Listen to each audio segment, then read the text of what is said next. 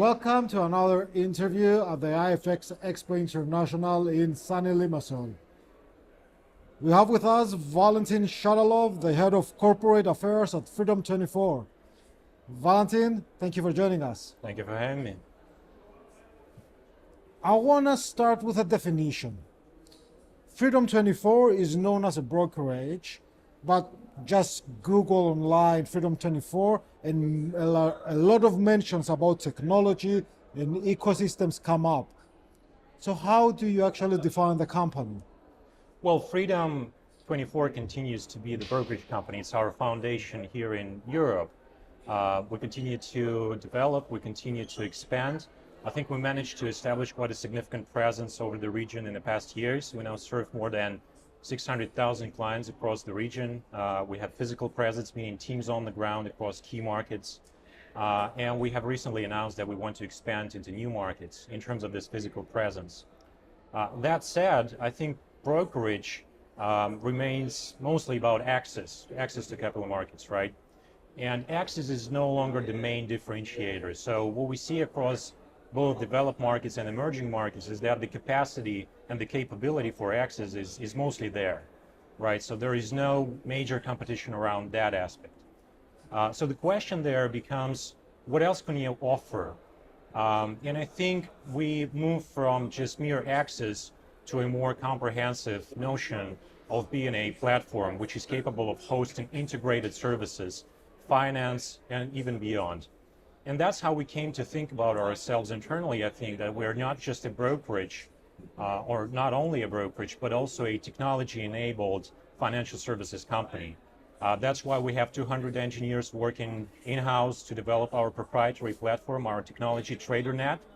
And that was a conscious decision from the start, I think, to own our technology, because owning your technology defines your own ceiling and defines your own capability so that you're not dependent on any external circumstances. And that is especially important when you start to consider other opportunities apart from brokerage. For instance, we have recently announced that we plan to acquire a banking license in Europe, and that's where this tech base becomes paramount. I want to dovetail on the fact that access is no longer the differentiator, which is an evolution of the market. We are hearing a lot of AI, digital transformation, Fintech, which is a very broad term nowadays. What do you think is the most important shift that is taking place in financial services today? I think there are a lot of shifts in customer behavior, but being part of a larger organization, Freedom Holding Corp, which operates globally, I think we have the privilege to first observe and then analyze those types of shifts and behaviors at large. And I think the most significant and the most fascinating shift happening right now is that customers stop thinking about financial services in those traditional boundaries of the industry, right? Banks, investments, payments, etc. And they start to compare their overall financial services experience to a multitude of other digital experiences they use every day. And that, I think, brings us to a transformation of perception of financial services, which now move from being a mere product-centric to platform-based models.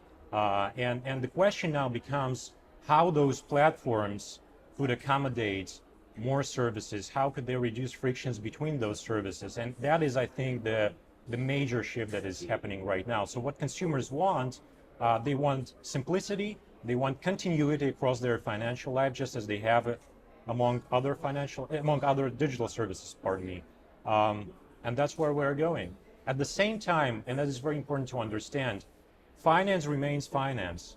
And that's why while customers want more simplicity, more continuity, they still want to preserve trust, which is traditionally attributed to conventional legacy infrastructure, especially the one that we see in Europe, institutions going back hundreds of years, which ultimately shaped the contemporary consumer behavior that we have at the moment.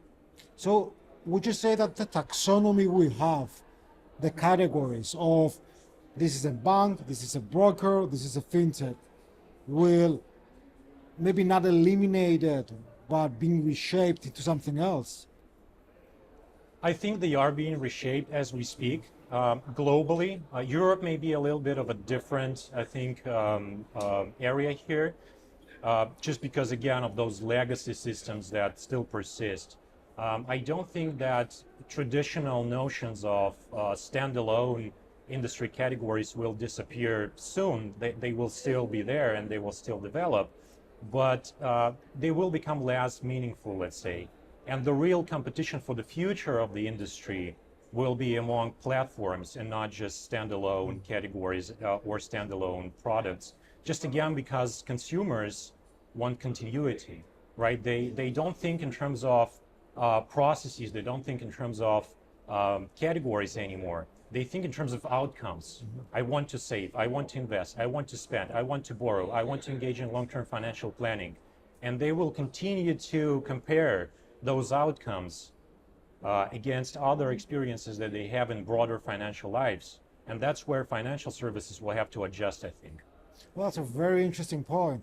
This is especially true for the new generation, I think, for the Gen Z, who not only have more appetite to invest, but they are more willing to take risks than previous generations. I want to talk a bit.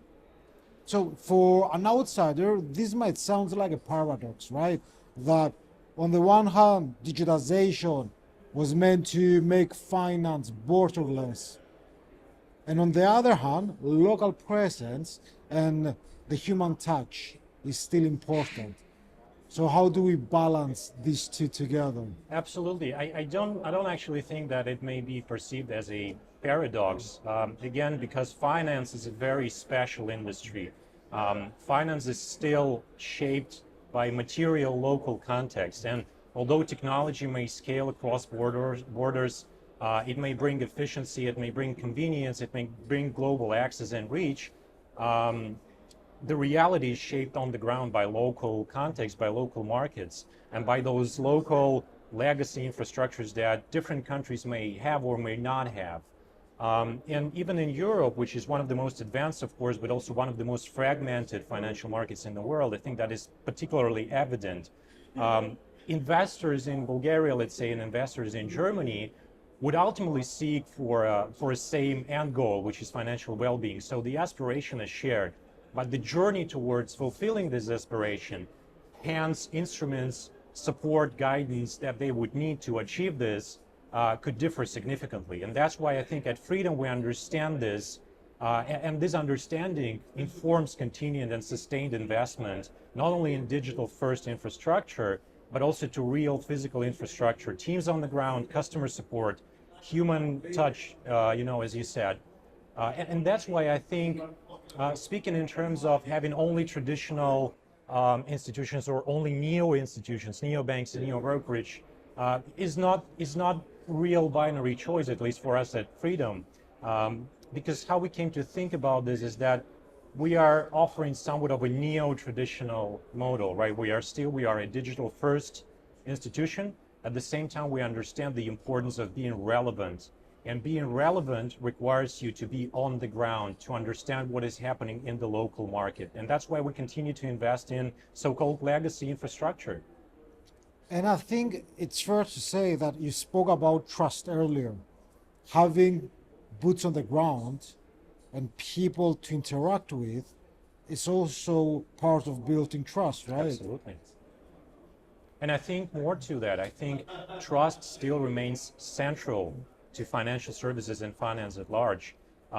Because again, technology could scale across borders, but the adoption of this technology is ultimately based around trust, right? So that is, I think, the paradox. As finance becomes more and more digital, trust begins to play a greater role, because it begins to act as a driver of technological adoption. And trust is not a mere question of reputation or a communications outcome, although that's important as well. Trust is a result of a specific structural development, right? It is regulation, it is governance, it is operational resilience, and importantly, it is continuity and consistency over time. And that's why I said in the beginning that it was a conscious choice on the Freedom's part to own our own technology, because if you own your own technology, you have greater control over its operational resilience, and it affects your overall governance. But technology in itself does not produce trust. What produces trust is, again, this local relevance, this human element, human engagement, especially in finance, which remains a very sensitive and very private industry, right? Because financial decisions, they could be compared to decisions about your health, for instance.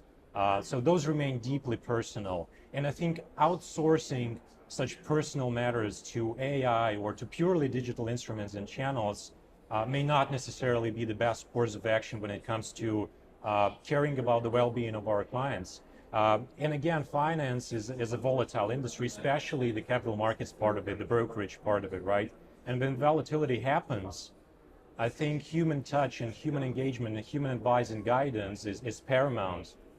And that is what builds trust, not necessarily the technology. These two go along, I think, and one cannot really succeed without another. Trust is the hardest thing to build and the easiest thing to lose. That's true. Okay, I wanna cast an eye into the future. What do you think the European financial services will look like in 2030 and beyond? With Europe, we have to understand that, as I've said, it is a very developed financial market, but it's also a very fragmented financial market. Fragmented both in terms of categories, industry categories, and also in terms of countries. We have 27 countries in the EU. All of them are different. Behaviors are different. Expectations are different. So we have to treat them all separately. At the same time, there are global trends. And as I've said, at Freedom Holding Corp, we have the privilege to observe and analyze those trends across emerging countries and developing markets. So we operate in the United States, in Europe, and Central Asia, where our biggest operational markets are in the Middle East. And what we see, for instance, in Kazakhstan, which is our biggest market so far, we serve around 12 million people there in the wider Freedom ecosystem.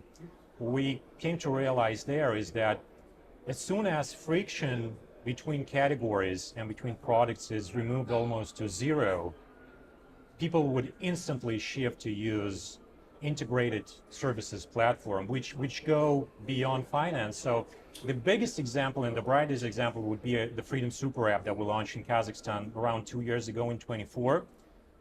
It quickly became the most popular and most downloadable application in the local app store across different categories. So Super App combined, the foundation of it is a banking application, right? Because everybody banks. So that's the foundation. And then you have lots of surrounding additional services around it: investments, insurance, telecom, electronic commerce, everything down to streaming services, basically. And the rate of adoption of this technology without friction is extremely high. It is now used by more than 5.5 million people, so a quarter of the population is on the Freedom Super App. I do not think that this technology and this model in general is directly transferable to Europe or to the United States, which are, historically and naturally more conventional financial environments.